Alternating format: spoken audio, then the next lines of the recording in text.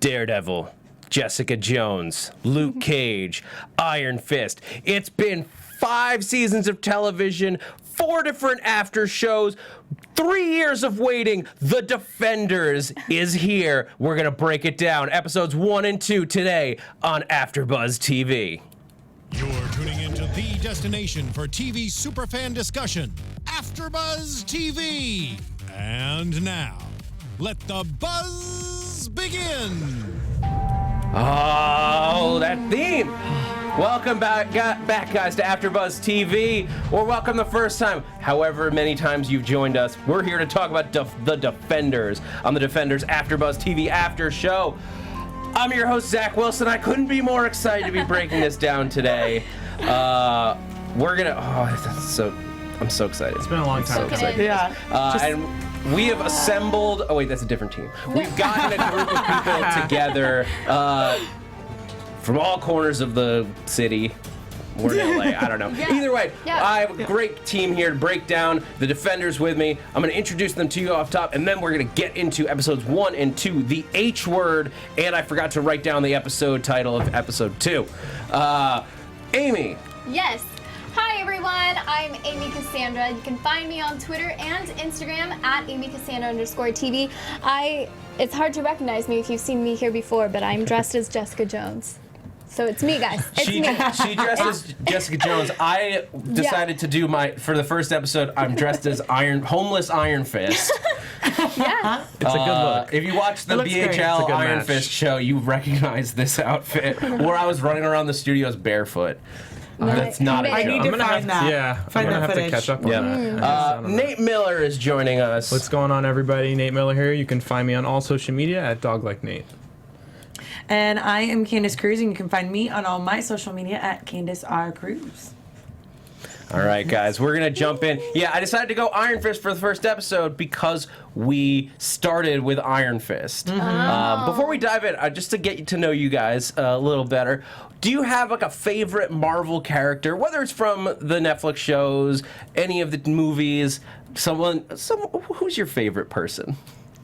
See, this is Pick your babies. So hard. such a Very loaded tough. question. It depends on the day, maybe, Yes. and what you've just seen. Because right now, I'm feeling Jessica, but Peter Parker has always always had a special part in my heart. So, I don't know. That is a very tough question. That is a great question, though.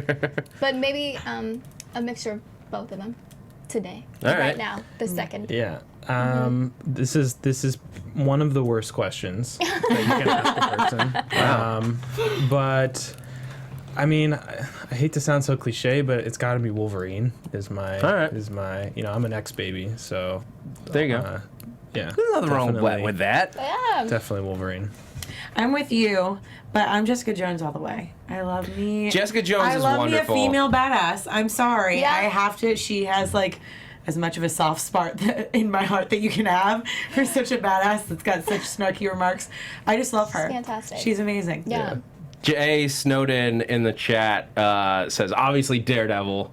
Okay. Okay. For me, if any of you have watched Marvel movie news, you know you've heard me yell this enough times. I'm a big Ant-Man and the Wasp fan, like OG Ant-Man and the Wasp. Nice. Went back in in the original iterations. I'm a big fan of what they did as a team. Yeah. Hank Pym and Janet Van Dyne.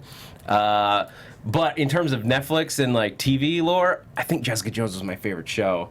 It's the one that I love Hands Daredevil. down. I love Yeah. what Matt Murdock has done. But Jessica Jones is just there's something special about that show. The chat's got all their opinions. There's at least one Wolverine in there. Somebody says Jean Grey. Portia with Ant-Man. Nice. Okay.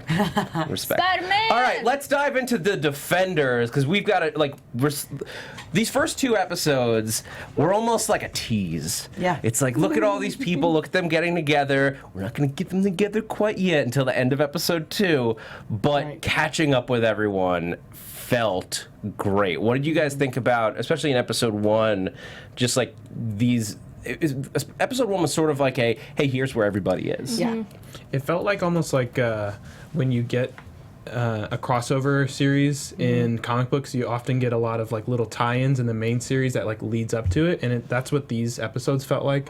Because even like Candice and I were talking about, the color palettes are very different for each character, good. but also even just the way that they're shot. I really feel like they took the same production teams for the shows, at least for the first episode. I'm not sure about the second, where when you see the vignettes for each character, they're all shot very differently, they're all colored very differently, they got different music, they all feel like they're from the series individually. You got Very the sense, individualized. you got the sense that they like the showrunners here very much went in and were like, okay, so people that made Luke Cage, what makes Luke Cage feel like Luke Cage? Well, it's the yellow tone to how everything is shot. It's the hip hop music in the background, the very much like 70s feel, like when he's coming back into the city, those quick shots of the buildings. It all feels very specific to that series. Watching the camera angles, like especially, like it reminded me of how good visually Daredevil was, because the way they pull all these different angles with all the Daredevil scenes is like so impressive. My favorite shot with him was actually the shot that it started crooked, and then they end up flipping it upside down with the ambulance coming down the street, and then end up shooting onto him. It was the most beautiful shot. I like just stopped and had to revel in that shot. But what I liked about it a lot too with the first episode is that you have to keep in mind Marvel is such like an iconic like group of people that follow all of these characters, but you also have a lot of people that are coming in that are new to Marvel because of Netflix introducing them. And I think that they did a great job of pulling also from, if you were a Jessica Jones fan, you remembered the show, you felt it, and if you were, a Daredevil or whatever show you brought you into the Defenders, I think they did a great job also accommodating to all of those people as well. Well, And see, well, and also with the coloring, color correction, we talked about this. It's just beautiful. You could tell who was going to be on the scene next just based off of the color, which is so cool because you don't think about that. And watching Jessica Jones, just all the way, or Luke Cage, that it's going to be Luke Cage the entire time. So it was a little bit of a surprise along the way. But I'm also thinking, like, great job, editors, because it's one thing to color correct everything, just one color, but to have to intercut in a way. To have four different temperature balances that you have to keep consistent. And it works, and it doesn't feel jarring to the eye at all. Yeah, it's a credit to the cinematographer for the series, which I think was headed up by Lloyd. I'm sorry, but these first two episodes were also directed by S.J. Clarke, who directed episodes of Jessica Jones. So like, there's very much like they're keeping this to the family. The showrunners were from Daredevil season 2. This is all like they're getting the pieces together, not just the actors. Like it's the people that did all of these series before. It's the same director of photography as Daredevil. Season 1, I believe. If I can, I would also like to point out the transitions between the characters. I thought were really creative in the way they did it. Like the one that stood out for me most was Luke Cage, where like they would show like a subway train come through or like, subway sounds. That's Anthony, our engineer. Oh yeah, hi everybody. My name is Anthony.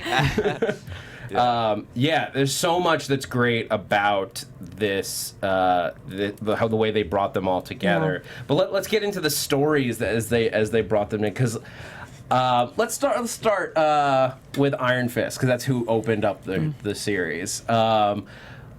It's nice to see that he's improved his fighting abilities a little bit. Sorry, throwing a little shade there, but it's earned. Anyway, moving on. But what do you guys think about choosing this as the introduction? This like guy fighting, as we come to find out, Elektra in the sewers. It was all right.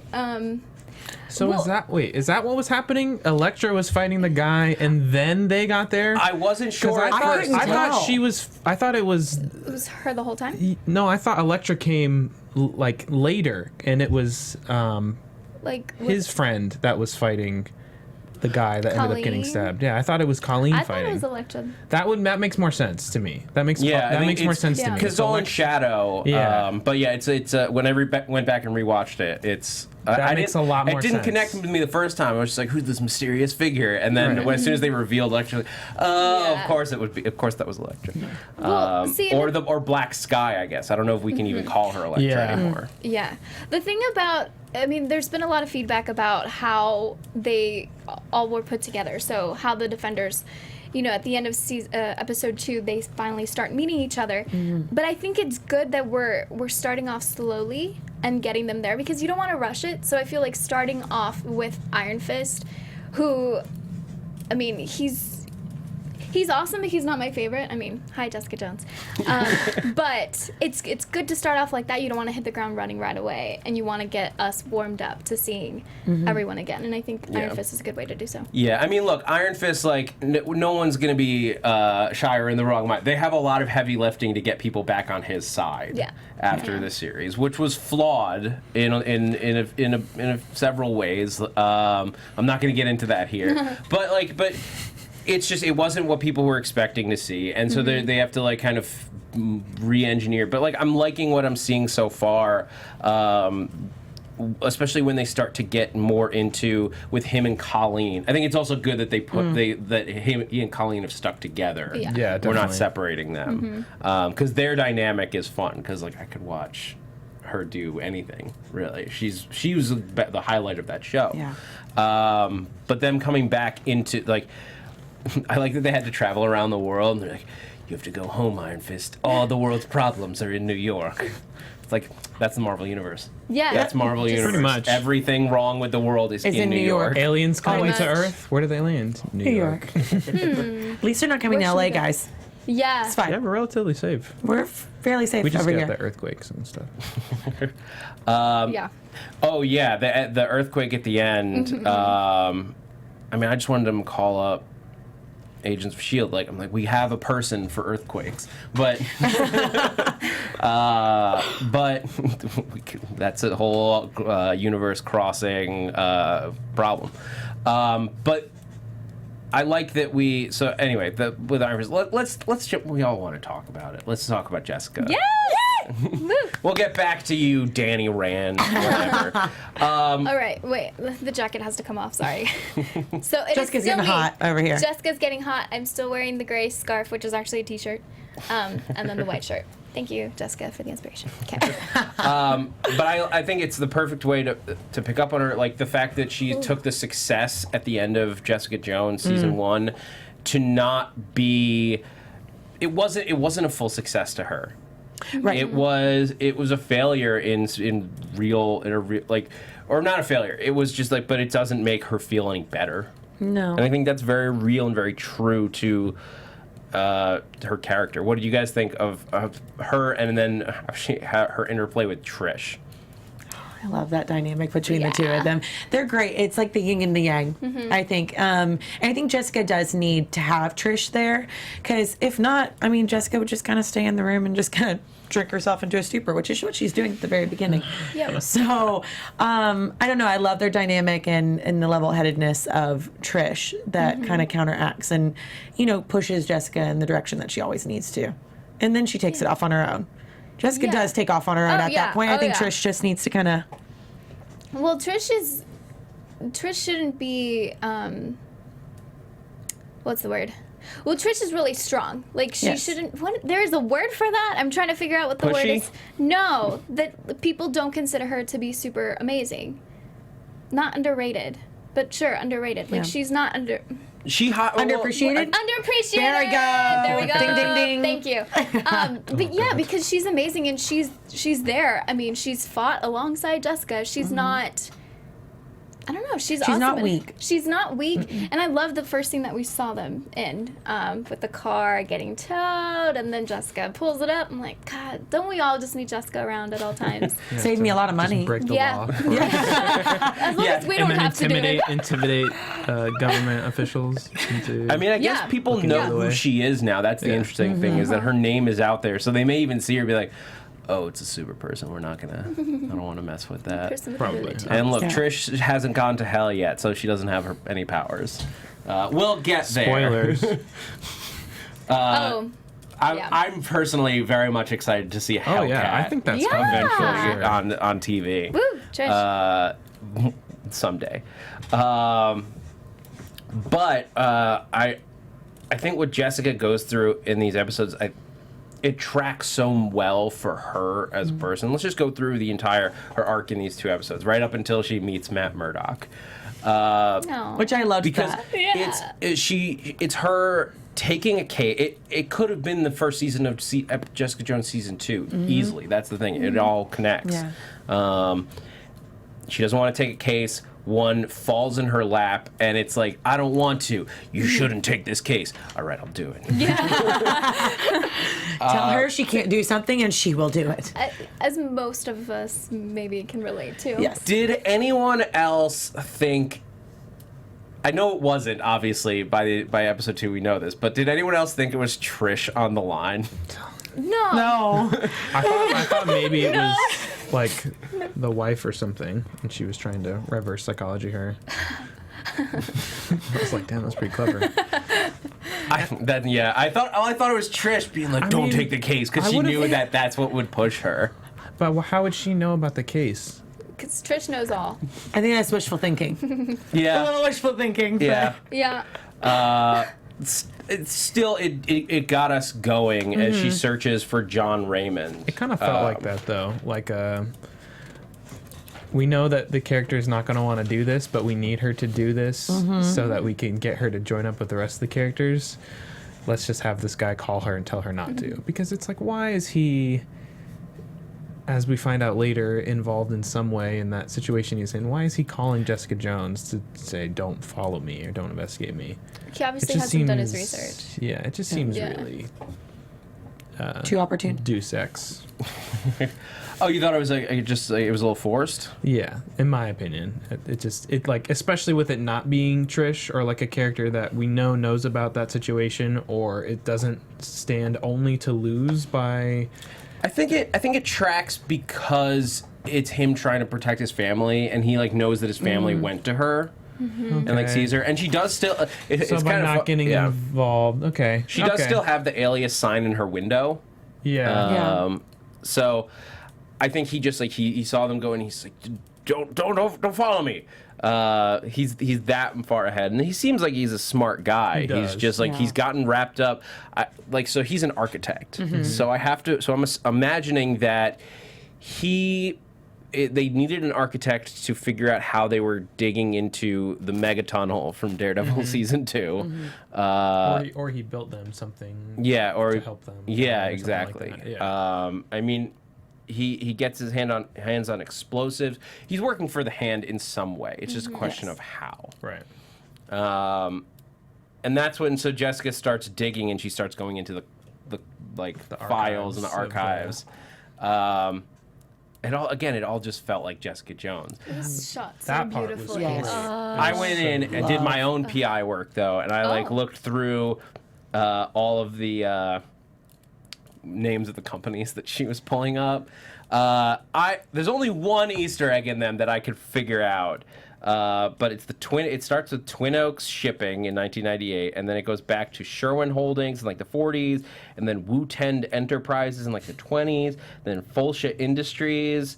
But the one that stood out was the second to last one before, like, because when it was handwritten, I couldn't make out what the series was. But Yoshioka was the last company, and that's Nobu's last name. Dun dun dun. From Daredevil. So somehow like that, so it all connects back to Nobu and the Hand via that. And it's a small little thing, and like it's like, oh my god, they're involved with Nobu. It's not shocking. No.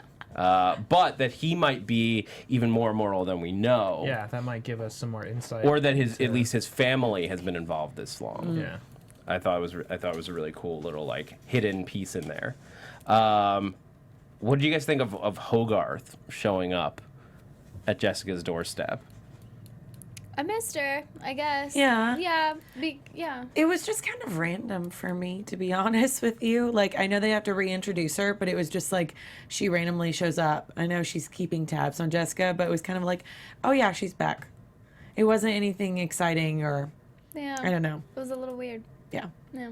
I think the question becomes, why was she there? And I'll pose it to you guys in the chat. Like, why was she there if like, is Hogarth is her company basically trying to keep tabs on like we want all the superhero representation in our firm? I mean, she'd be smart to do that. Yeah. Because they're already because they're connected to Jessica Jones. Foggy, on behalf of them, is representing Luke Cage. They have Danny Rand as well. The only one, and they don't know who Matt Murdock is. They know him as a lawyer. They don't know that he's Daredevil. Right. except for Okay. I Foggy. was getting ready to say. Wait a second.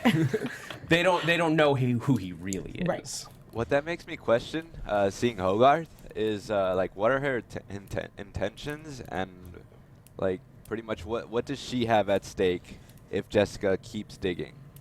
That's what. That's I mean, true. That's feel what like- I thought. Like, I feel like the implication is that she's involved with the Hand in some way, and if Yeah. maybe not her, then the firm is. Maybe she may not even know it.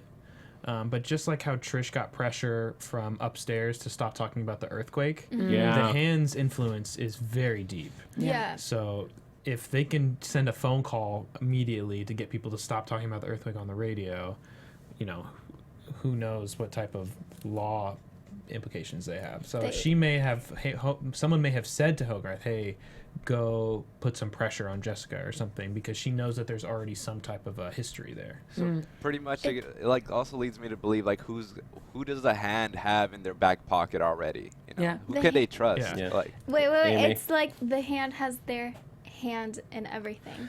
Oh, it's gonna be that I kind of just- show, is it? It Yeah. is. Is it? I'm right It there is. with you. I'm all I like about the it. I was puns. waiting. All I was about it. waiting. But There we go. You got to give him time to cue it up.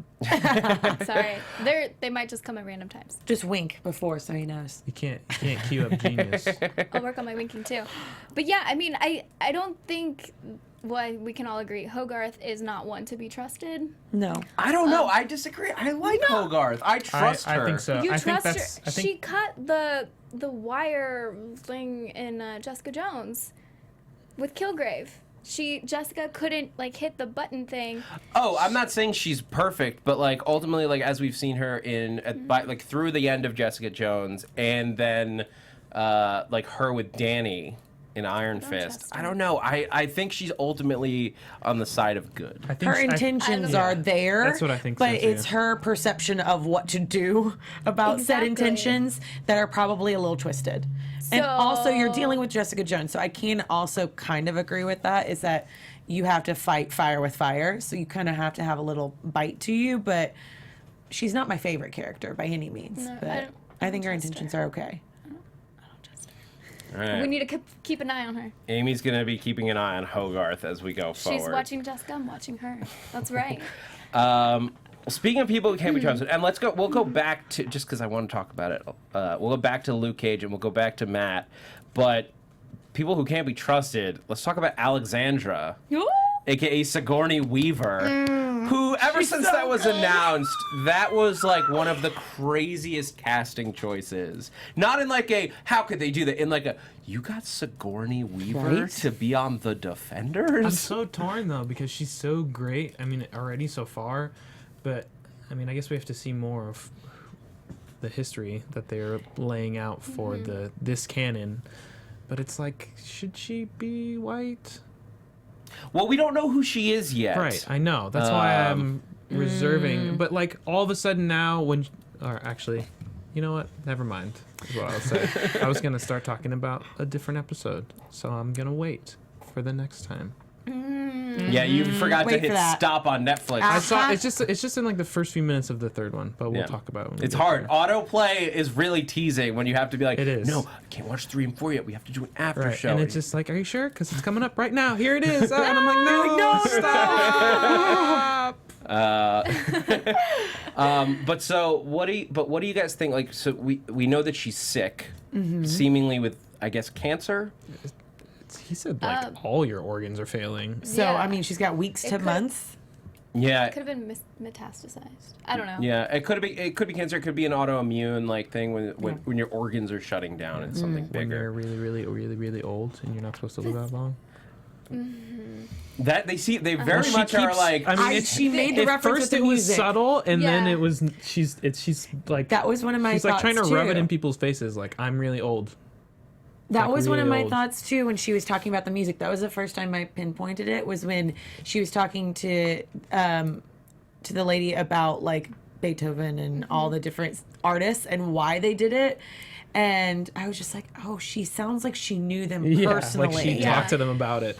So I'm like, I wonder how long she's been around. I know. Interesting. I just seeing her on screen on Netflix, just so accessible to us, is just amazing. I can't even believe, like, I fangirl every single time she comes on the screen. I'm like, Sigourney. So it's very exciting. I'm interested to see what she's gonna do, because I'm already on her side. I mean, like, no. Wow, that was cool. Right? You're on her side. Join the hand. I would never. evil. We have Sigourney Weaver. Okay. Sigourney. Sign me up. How do I I join? don't know. She doesn't Who do I have to trust. She doesn't trust Hogarth. She trusts the clear villain. I don't know. Sigourney, I guys. feel I'm a like double agent. yeah. I'm not gonna say no. She plays evil very well, though. I will say She that. Just so does. beautifully. Her I'm like, I would interaction- trust her. With Madame Yeah. Gao Oh my god. was Well, here's like, the thing, and it's the it was first time so we've- much we've yeah. seen of Madame Gao already, and for her to be so subservient and like We've never seen Madame Gao like behave like that. even when she was captured, she just didn't care. She's like, whatever. when Madame Gao is like captured, she's just like, I got this. Not Yeah. worried at I'm all. good. Well, I love the part where Madame Gao's like, it's a wall. And she's like, no, it's a freaking door. Open it. Like, okay. Oh. Dang. Well, she makes a good point though, because she's right. They would have destroyed it if they wanted to do that. If they wanted to protect it, so they just Yeah. built something to protect it. But they wouldn't have protected it if they weren't planning on coming back later. Yeah, so it can't be an impenetrable wall. There's got to be a way to open it. Oh yeah, and I think it's Maybe pretty you know. like her being very clear. Like there's one way to break through I mean, that wall. as soon as she said wall, I was like, okay, they're gonna get Iron Fist to break the wall, because like Yeah, well, it's like they have one thing that they've always they've been stubbornly proud of, and it's the Iron Fist. Exactly. So the only way to break down that wall is for Danny to punch it. yeah, well, especially after watching the last series and them talking a lot about how strong the Iron Fist is too. Like it Yeah. has to be that. Well, it's their champion, and like all of this, I'm trying to figure out, like who she could be if she is somebody from that we would recognize from the comics. The name Alexandra doesn't mean anything. Like the only Alexandra that I could even find digging through Marvel like history is like a random Iron Man villain. Well, I think we're gonna get a lot of different hand stuff than what is traditionally canon, just because we're not getting any of the X-Men stuff, and a lot of the hand lore is tied to Wolverine, to X-Men, to things Yeah. of that nature, and it's very, very unlikely we're gonna see a lot of those characters. Question is, could the only person I could think of that she might be in the Marvel canon, and it's really just like it's because we never confirmed that Madame Gao was the Crane Mother. It's just been heavily implied. So now I'm thinking that Alexandra is actually the Crane Mother, which for anyone who isn't familiar with that, the city of Kunlun is one of 7 mystical cities, and the Crane Mother is basically in charge of one of those cities, and they have their own champion. At one point, it's Davos, who we met in Iron Fist. The symbol that's on Madame Gao's drugs is the symbol of the crane. So we know they're from that city. It's just a question of who is Crane Mother, who's running the place. Right. We've assumed it was Madame Gao up until this point, but Madame Gao is very clearly subservient to Alexandra. Could she be the woman? And she does dress in like a sort of Regal. Eastern style, Yeah. but like obviously a very westernized version. I think because it's Sigourney Weaver, and you raised that point. Like if she is the Crane Mother, that is taking an Asian like city, Right. in essence. Although it's a mystical city, so I don't even know where they are. Right, in the exactly. world. And then also too, with the implications of her being however old she is, also with her now being, scared of this death or whatever that is approaching her, with her having to push her plans. We've already had interactions with the Hand and knowing that they're not really scared of death. If you look at like Nobu, like he says there is no such thing as death. So whatever is killing her has got to be something serious. Maybe it's a factor of her being so old and living so long, or some type of infection or something, but it's got to be something that she can't just come back from, because she's clearly worried about it. It's not just a regular death that they can be like, okay, cool, we'll just... bring you back in a few weeks. I wonder if she like needs to get home or something. Like she's been trapped on this plane. That's a good point. The Kunlun appears every 7 years, but other cities only appear, I think, every 50. So it would only be periodically that she would be able to get home. So that maybe my thought of what's behind the wall was that it's a back door to Kunlun.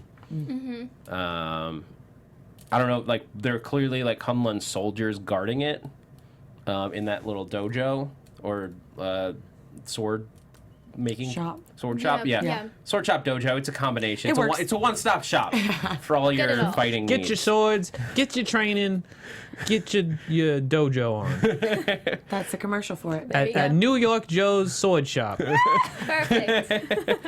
Well, let's get Don't back. ask me where that came from. Yeah. It was great. Well, let's talk about, and then we can use this and go back into Luke Cage. But I thought that the way that they ended up, like we'd seen in the trailers, that scene between Danny and them little Luke, them sparks. fighting.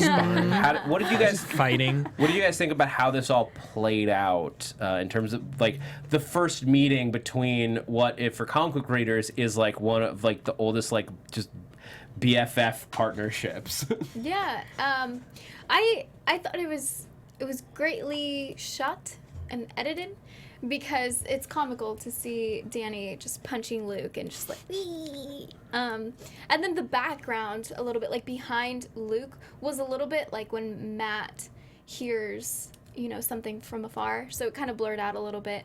And I mean, Luke's reactions whenever people try to hurt him are just hilarious because it's like, what are you doing? So that was great. But then once Danny realized, wait, I've got the Iron Fist, like, then it was cool because it was a little bit of a throwback to the pilot of Luke Cage when the guy tries to hit him and then he breaks his hand. So we see the same shot, but this one actually knocks him out, which is great. But yeah. I thought it love was Luke. very comical, to be honest. I Yeah. agree with you on that. The whole like hitting. I'm like, dude, you're a superhero. Come on. I thought Luke's reactions were even better because he was. It wasn't just like I'm trying to fight you. He was doing all the flashy. And he's just, Ironically, I think some of the best fighting moves we've seen from this iteration of Danny Rand. well, I mean, think about it. He's basically punching a dummy because he's just like standing there. just It's like- not like there's not much like interaction choreography Yeah. going on there. It's still fun. It's fun to see him like he's like, I got all these moves, and, It means Doing all nothing. this training. but then his one punch sending him flying into Yeah. a wall. Yeah. Maybe he'll start to lead with that. I don't know. Maybe You it's know, a good maybe idea. use his powers Yeah. for. Well, I don't think it's the kind of thing where you can't like use it. Yeah, because if he constantly. hit a regular person like that, their head would fly That's the other off. thing. Yeah, he would murder somebody. Yeah. And then he'd be whining for like 6 episodes about how he killed Yeah, somebody. and feeling like guilty. Get over it. But what got Luke Cage there? It was again such a perfect follow up to what we saw, where we left him at the end of Luke Cage season 1. Him like in prison, but just like he's not even running the place. He's just like, whatever. I'm here doing my Yeah. time. Clink. These are yours. Yeah. I thought that was very admirable that he didn't do that earlier. I'm thinking you're actually letting yourself just sit there and like Yeah. you could get out of this place easily, but you're just sitting there and just biding your time. I love Luke. Yeah, he's my second favorite Defender. Yes. Agreed. Yeah. How do you guys feel about him getting some coffee? Hey. Finally got some coffee. You did get some coffee.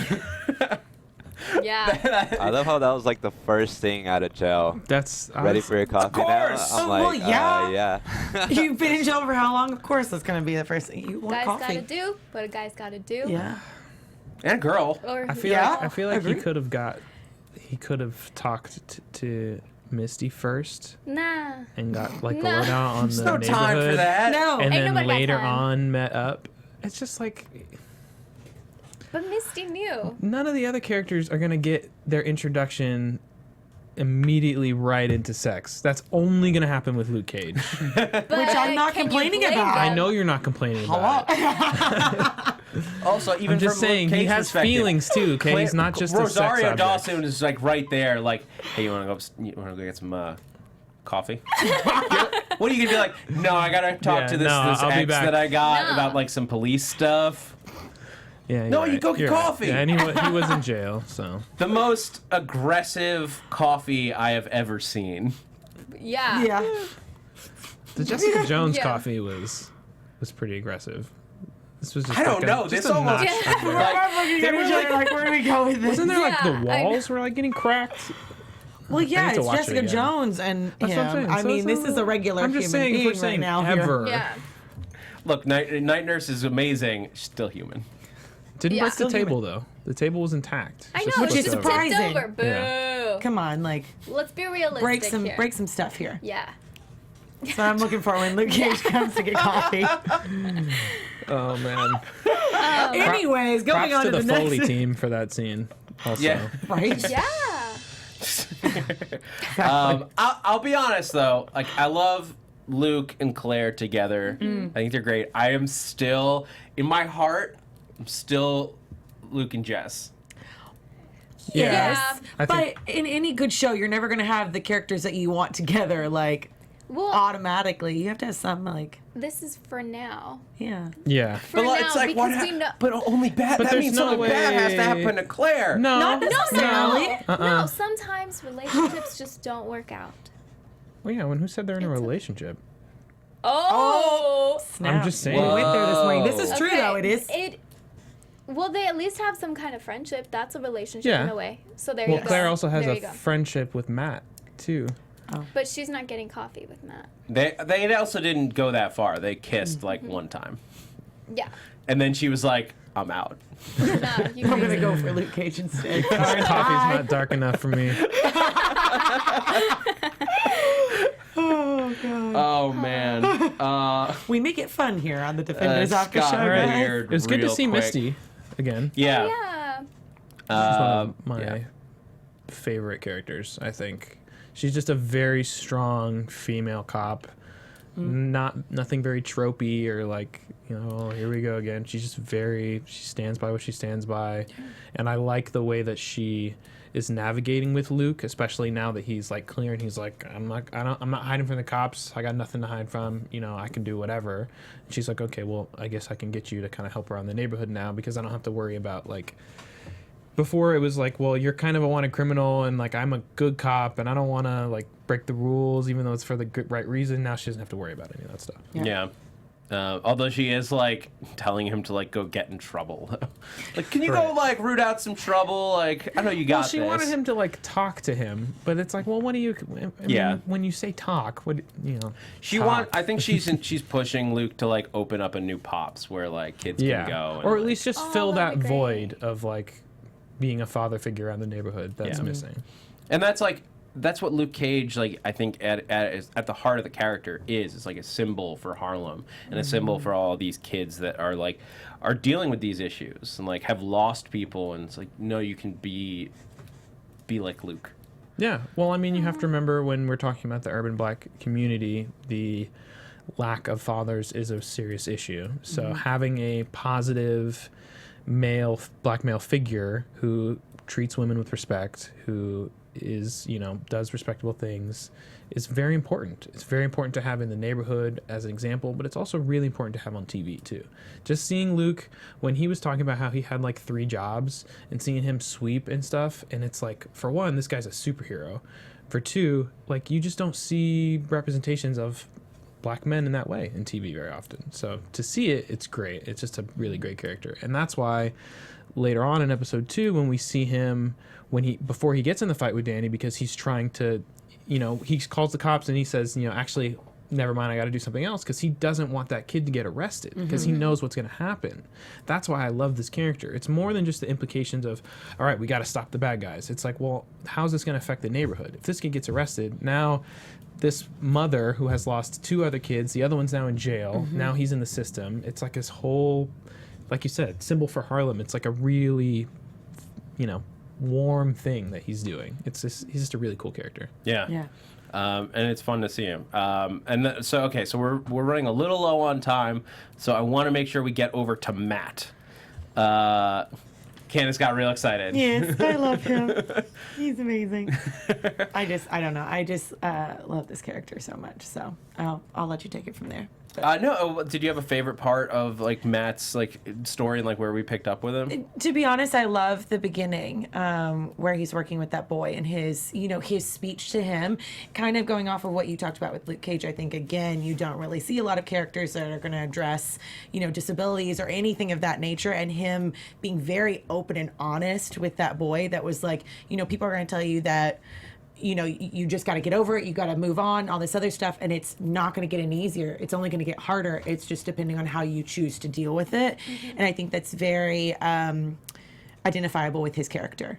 He's overcome a lot. He's Daredevil. Come on. But just to see him have that connection, I really enjoyed. Yeah. That quote he said, no one's going to give you your life back. You have to take it. There you go. That's it. Yes. That's so important. Yeah. He's speaking from a unique perspective too, where like if it was any other normal lawyer speaking to the kid, he would not hear it at all. But because he's blind and was not born blind, but went through the accident also, he actually can speak from that perspective of like everyone's gonna try to help you, everyone's gonna say this, gonna say that, and it's gonna suck, it's gonna get harder, but you can only rely on yourself. He kept it real. For sure.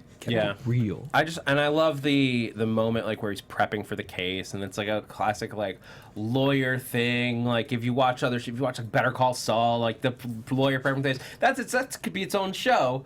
Yeah. But then like he hears like the crime in the background. Oh yeah. And he's almost tempted, and then he hears the cops like take care of it. It's like, all right, that was a good. I don't have that was actually really cool. Daredevil isn't needed. It's almost like Hell's Kitchen has gotten closer back to like what Hell's Kitchen really is now. Right.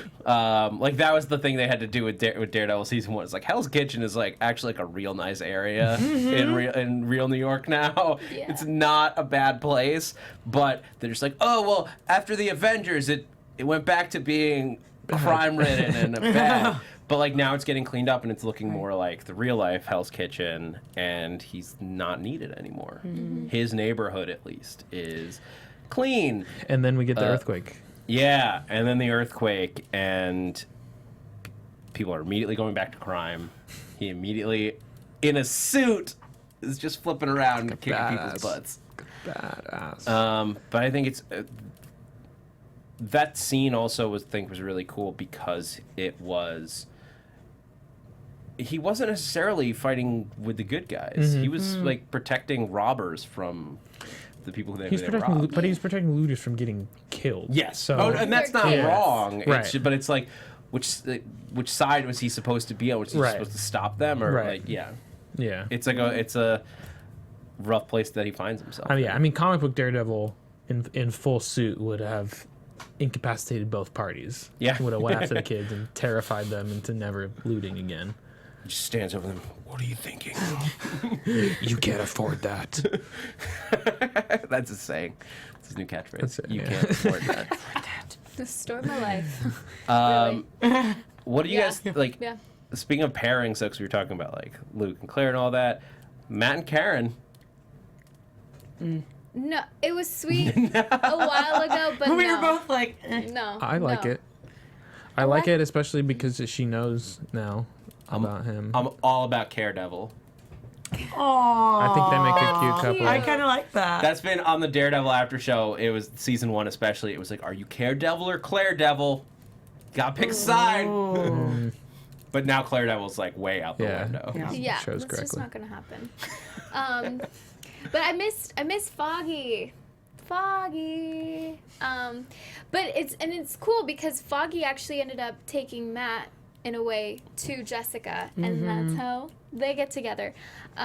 Because Foggy knows that Matt just doesn't want to do this anymore. He doesn't want to be Daredevil, do all those things, and he knows that the only way to do so is by giving him like busy work. But I think he thinks that Matt doesn't want to do it anymore. And I think Matt thinks that he doesn't want to do it anymore, but he really does down. want to do I it. think they're treating it sort of like an addiction thing. Yeah. The way that he's like, Foggy's like sort of his sponsor. He's like, I know you're tempted to go back. I see that you slipped. Right. But like, it's I'm not here okay. to It's judge okay to you. slip. I'm Yeah. not judging. Like, But let me here's help. a way that you cannot slip Yeah. again. Right. Yeah. go help somebody who can also do crazy things, because that won't at all lead to you putting your red suit and it's back like on. also like with everybody knows who she is now, right? Yeah. So it's like of all of the people to take that case, you're trying to avoid being a superhero. You're gonna go represent a superhero. Yep. Okay, I'm that's cool how with they it. have to be. I'm cool with it. I'm happy. I like it. Yeah. Well, I love them meeting. It's like, hi, I'm Matt Murdock. I'm your lawyer. Ah, yes, you are. And that was such a that was a moment right out of the comics. Like the first in one of Jessica Jones' first comics. Like I think it's really early on. It's like in the first 5 issues where she gets like brought in. Similar thing where like she wasn't like being arrested. She was just a part of an investigation, and it wasn't Misty Knight. It was like a random cop, but she's just there. And then Matt Murdock, he like walks in like, don't say anything. I'm Matthew Murdock, your attorney. Exact so same cool. scenario. I'm sure that it was very intentional. Like if you go look at the panels, which I did, it's like it feels like they just like copy and pasted into their That's like shot perfect. list. But it's great because like even though in this case she doesn't necessarily know who he is, because in the comics universe she and Luke end up being like bodyguards for Matt Murdock at a certain point, because they could both it's like, I mean, he doesn't need bodyguards, but like they're just good to have on hand. Yeah. Well, I love watching. I mean, in previous seasons, you know, leading up to the Defenders, men and women working together. So Matt and Elektra working together, and Luke and Jessica working together. It's just like, yeah. I think that for me that's always been the most, like I said at the beginning of the show, like my favorite like characters to read were Hank and Janet, like, and not one of them either, but like the two of them together, like a superhero couple is like a really cool thing and a really interesting dynamic to see pushed forward. And I think that we're getting everyone that we're in, every one of them except Jessica is like, well, right now, like she's just I like, think she's getting there. it's like her and Trish, like She's best just a friends, complex but like, character, so Yeah. she has a lot of growing to do before she can actually be in a healthy relationship. but either way, it makes everyone's dynamic Yeah. push forward in an interesting way. So, and I'm excited to see what happens with Karen and Matt, and then obviously that's what happens when we finally get a team together, which we're finally getting closer to, because Danny and Luke are together, and now Matt and Jessica are together. Now we just got to get those All two to like meet 4. up, hopefully soon, because then they can all kick butt together I'm so and go excited. fight Sigourney Weaver. I love her so much. I am so excited. So, are there any other moments that you guys just like that stood out that you loved from these episodes? Before we get into some predictions, because we haven't been predicting at all. Through the whole show. Yeah. But like, are there any moments? Because it's tough to, in 2 episodes in 1 hour to just talk about everything. And chat, let us know if there's any favorite moments that you had. And thank you to everyone who is joining us live. Any favorite parts of these 2 episodes? I really liked Matt's scene in the confessional with the priest. Yes, Yeah. and That him was talking great, about too. Electra and like him And, being I- pulled and back him just being towards like, her. Can I just be frank? Can we just can we talk about the real issue here? I just love the dynamic between them, and I think you tweeted it about how you like seeing his Catholic confliction and stuff that he deals with, and it's such I mean, I do. I don't remember tweeting that recently, but Somebody did, and it reminded me of that. Like, it's very core to the Daredevil character, and they have portrayed it like just perfectly. I think between him being a lawyer, which is already morally conflicting enough, and then also being a vigilante and being stuck in the middle, like he just plays it so well. Jarvis Brown says Turk. Because Turk showing up. Turk has to show up. He's our standard villain. Our standard, not villain, but he's our standard, like, crook. yeah. Just doing exactly what he does in the comics. It's just there to be, like, beat up Yeah. for being involved in crimes. Oh yeah, and Stick. Cam Boyd. Yeah, Stick. I forgot about Stick. Yeah. Okay. Oh, Alexandra putting a like paper bag over his head, even though he's blind. Yeah, well, it would cover his hearing too. Yeah, I I mean, almost, he's I still almost got- skipped over that It's a- moment. it's a Thank It's you. so bag. short. It was so short. Yeah. I thought it was kind of funny because it's like, ooh, But look, he's now not. he can't see. What? Do you know some? He's like. It's the same thing with Matt. Like you wouldn't just. I mean, I guess I don't know. I They've I fought feel him like it's enough like a. that they know. I think they know who they're dealing with. Yeah, they know he's blind, but Yeah. I don't know. I feel like because they've got like heightened hearing too and other senses, Yeah. so those are all being dampened by the bag. But it's just They a could have put paper like bag. headphones on him. Yeah, Just maybe I don't know because it's silly, and so maybe that's why Alexandra did it too because she's the boss. I don't know. But It that could was also just have kind been of weird. Maybe they just a don't lackey who care, like too, it was yeah. just like they put Yeah. a bag on his head to like put a bag because like that's standard Put a bag on procedure. it. Yeah, and everyone may not know that Stick is blind. It may not be like. I think if you look at him, you could probably tell. Because of his eye. I mean, yeah. Maybe you could, Until he whoops your ass, and then you're like, "Are you blind?" this is crazy. How'd Yeah. you do that? Yeah, that was just weird. Yeah. I hate you for pointing that out. Now I'm gonna be You're thinking welcome. about that forever. That's what I'm here Um, for. Blind bag. Yeah. So some other moments. And in the chat says Jessica Jones and Misty Knight scenes were great. That was great to see them together and like the play there. Yeah. It's always interesting to see, especially with Misty Knight, to like see like how the dynamics are going to play out. Like I want to get. looking at Misty Knight, I'm like, Misty Knight's awesome. There's no way that she and Danny are going to get together, Yeah. which is a pairing in the comics. No. Oh. Like they're in a long-term relationship in the books, but I'm like, That's these two weird. Yeah. versions of the characters. Nope. no, Nope. don't see it. No. Yeah, I don't know if she's gonna team up with Colleen either. I don't know. That I could actually see. Again, like I could see the four of them forming Heroes for Hire. Like absolutely. I think that that was my prediction from Luke Cage. Is that like Pop's Barbershop is just gonna become the Heroes for Hire like offices, with the four of them hanging out. Colleen, Danny, Misty, and Luke. Yeah. Yeah. Heroes for Hire on the old Pop's sign. Anyway, other moments. If you don't, we can just move right into some predictions. Yeah. Let's do Yeah, let's do it. And now, your AfterBuzz TV predictions.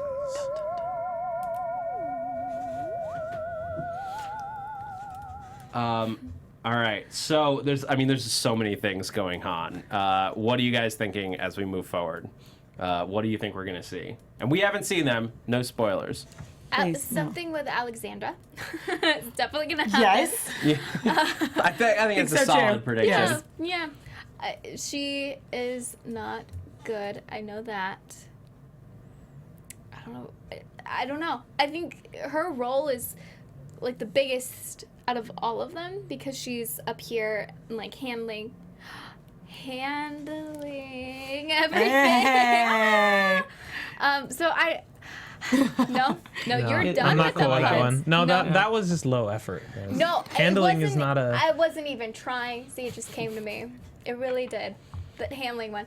But yeah, there's something going on there, and I think we're definitely gonna see all of them come together in this episode 3 Yes. coming up. And I think that the sassiness between Jessica and like Luke against like not against but like with Danny's gonna be really fun to see. Yeah.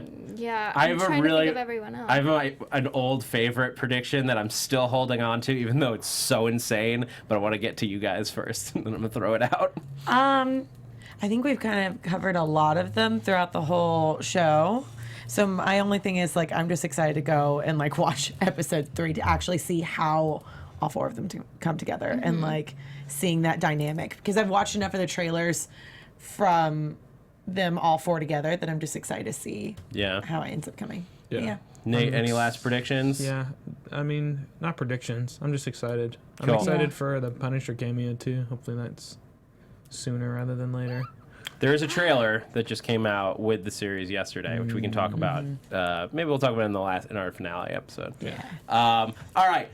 Big prediction that you've heard me say before if you listen to other after shows that's absolutely bonkers, and I still stand by it.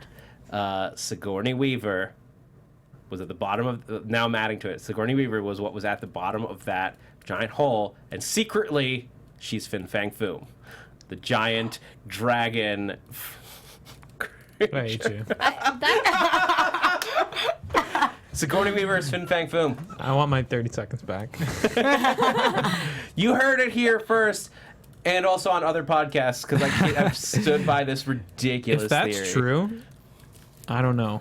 I don't know what to believe anymore if they go that direction. That'd be fun to see. All right, guys. Well, we are going to go into the other room right now. We're going to go watch episodes 3 and 4. So if you are joining us live, go watch 3 and 4, and we're going to be right back in the studio afterwards to talk about those 2 episodes.